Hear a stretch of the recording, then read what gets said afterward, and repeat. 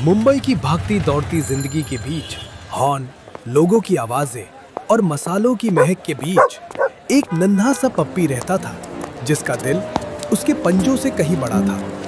मीको चलता नहीं था, घूमता था, देखता नहीं था, खोजता था। थोड़ी दूर एक कलाकार था, रोहन। दिन भर की थकान के बाद भी वो अपनी छोटी सी दुकान पर रंग सजाता, उम्मीदें मिलाता और सपने रचता। और यही आवाज मीको के दिल में जादू बनकर उतर गई।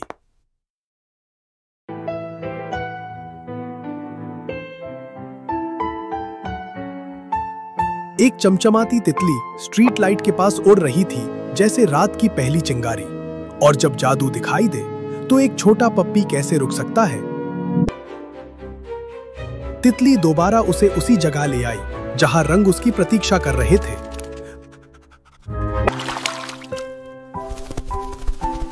मीको ने अपने छोटे पंजे रंगों में डुबोए और बस उस क्षण से वो सिर्फ पप्पी नहीं रहा, कलाकार बन गया।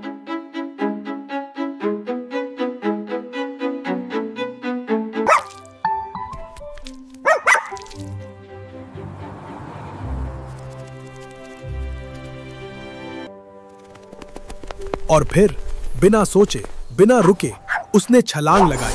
छोटी थी, मासूम थी, पर जादुई थी। और उसी पल रात के आसमान पर पहली रेखा खिंच गई। रंग ऊपर उठते गए, मानो गुरुत्वाकर्षण को भूल चुके हों।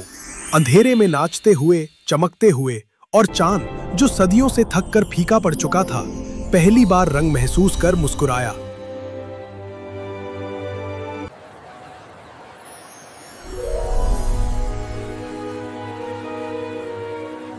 नीचे शहर में लोग रुक गए, पहले हैरानी, फिर जिज्ञासा और फिर वो खामोशी जो बड़े चमत्कारों से पहले उतरती है। जल्द ही पूरा मुंबई आसमान की ओर देख रहा था। अरे देखो देखो, चांद का रंग बदल गया। देखो देखो, क्या कमाल है, ऐसा तो कभी नहीं देखा। What is that? I've never seen anything like it.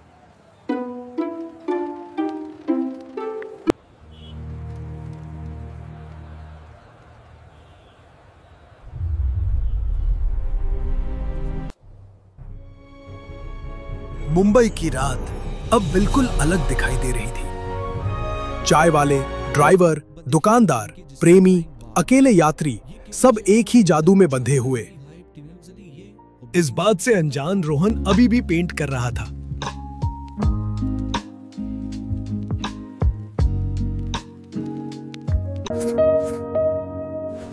लेकिन उसका हाथ अचानक रुक गया।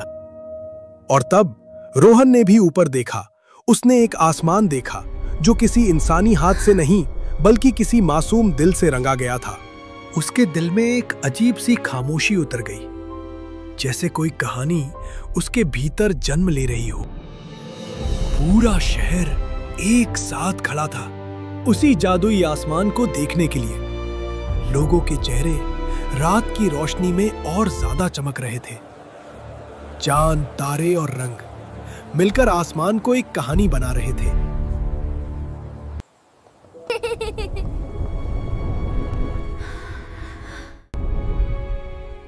एक छोटी बच्ची की आंखों में वह जादू साफ साफ चमक रहा था।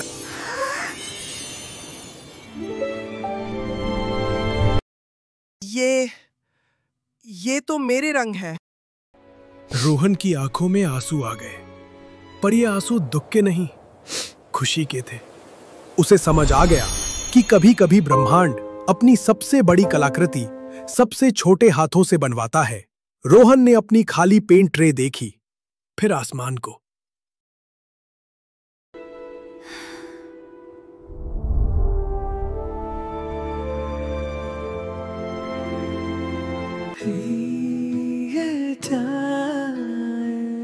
और फिर अपने पास सोए हुए उस छोटे कलाकार को। बिना एक शब्द बोले सब साफ था। कला अपना रास्ता खुद चुनती है, चाहे वो चार गंदे रंगों से भरे पंजों पर ही क्यों ना चले।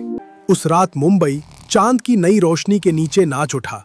लोग मुस्कुराए, गले मिले, बच्चों ने आसमान की ओर उंगलियां उठाईं जैसे सितारे उनके दोस्त हों।